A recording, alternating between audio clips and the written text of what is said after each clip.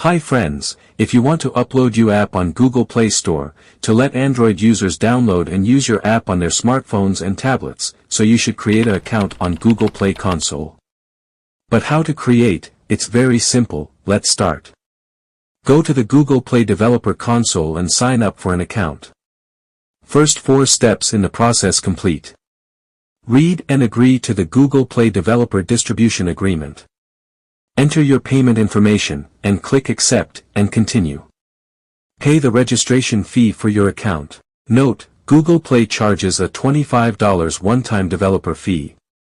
Fill out your Google Play developer profile.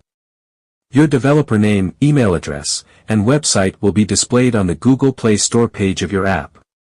Click on Complete Registration. You've now successfully created a Google Play developer account.